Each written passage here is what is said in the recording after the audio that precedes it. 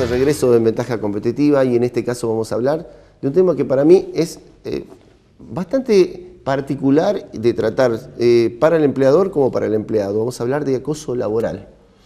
Y te voy a plantear un caso. Le vamos a dar primero la bienvenida a la licenciada Karina Defonso. Bienvenida. Gracias, Oscarcito. Vamos a hablar de acoso laboral y me estoy adelantando porque tengo una situación particular real de una persona, un amigo que está sufriendo acoso laboral.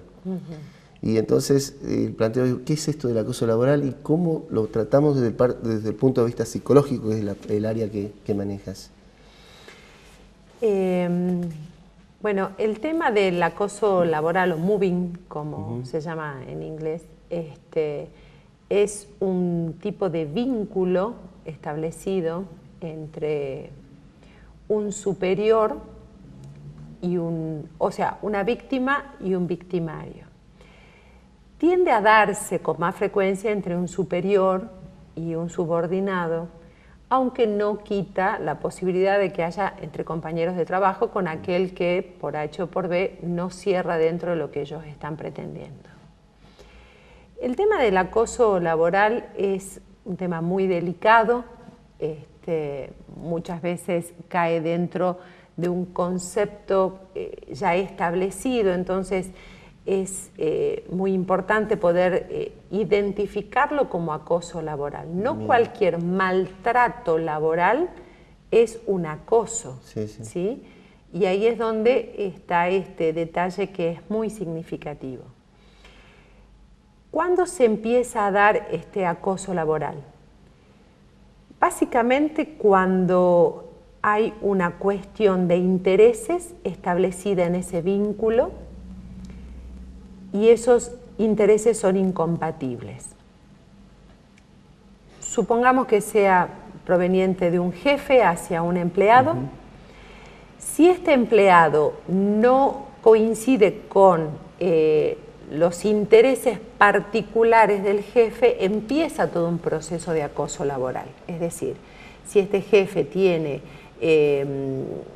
cuestiones operativas que por ahí no son coincidentes con lo que la organización determina muchas veces, o en su temor por perder poder, por perder estrategias frente al resto del grupo, esta persona que pasa a tener el papel de víctima es un obstáculo, ya sea o porque no comparten los mismos intereses, porque no tienen los mismos objetivos o porque contrarresta las ideas del superior de ser tal vez dominante con un grupo, ahí es donde empieza este proceso de acoso laboral, porque la intención del jefe es que se vaya. Perfecto. Entonces, el perfil del acosado no es un perfil cualquiera tampoco. Por lo general es un empleado que se destaca por su capacidad, por su profesionalismo, por su personalidad, por la adherencia que tenga en el resto de la gente. Puede ser porque de alguna manera le puede hacer sombra a este superior, por nivel intelectual, por competencias, por iniciativa, por autonomía, por decisión. Entonces ahí es donde esa incompatibilidad se hace muy fuerte y el victimario empieza todo este proceso de acosarlo. ¿Para qué? Para que lograr desdibujar la imagen de este empleado, exponerlo ante el resto como un incompetente, entre otras cosas, que se termine yendo porque le resulta inmanejable la situación y no quedó rastros ni huellas que de alguna manera lo puedan acusar. Ahora, te escuchaba y esto es realmente es preocupante, ¿no? La situación, el planteo que hacemos. ¿Cómo te tocó trabajar con alguna persona que se ha sentido acosada laboralmente, ya sea como empleado o como empleador que ha sido denunciado? ¿Cómo se trabaja con esa persona para volverla a que tome esos valores, a que se vuelva a valorizar, a sentirse útil? Porque en definitiva la van degradando para hacerla sentir inútil. ¿Cómo se trabaja? ¿Trabajaste con este tipo de Sí, he trabajado en muchas ocasiones. Por lo general, obviamente el que pide ayuda es la víctima. El victimario es el que se posiciona en ese lugar de que no hace lo no que hace nada, no hace nada, es absolutamente inocente. Todo queda en la interpretación del otro. Yo jamás hice lo que dicen que yo hago. Es un juego psicológico. Con respecto a la víctima, lo más importante acá para trabajar es tratar de que en el análisis de las situaciones por las cuales esta persona considera ser víctima de un acoso laboral, realmente poder determinar si es un acoso laboral. Porque, Oscar, hay psicologías en juego, ¿no? Sí. Hay psicologías en juego, por eso ni siquiera la legislación hoy puede considerar estrictamente cómo vamos a determinar un acoso laboral o no.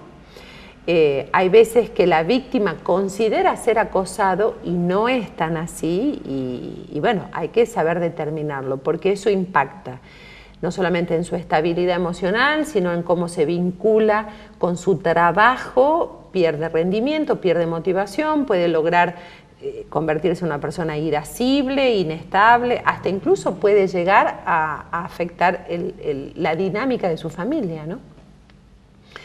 Como te decía, lo primero es diagnosticar si realmente es un acoso laboral.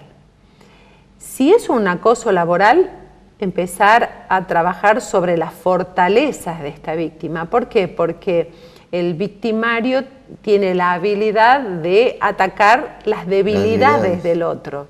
Entonces, si yo me sentía segura en determinados aspectos, empiezo a dudar de esos aspectos. Si realmente soy buena o he sido inteligente o he sido capaz de resolver determinadas situaciones. Entonces, primero tenemos que refortalecer esos aspectos que entraron en un estado de sombras, de dudas, como para que vuelva a recobrar fortaleza e identidad.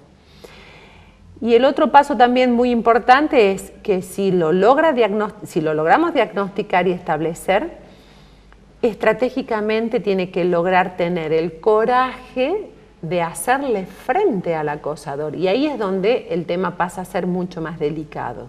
Bueno, gracias por estar en Ventaja Competitiva. Gracias a vos como siempre, Oscar. Bien. Fue un placer.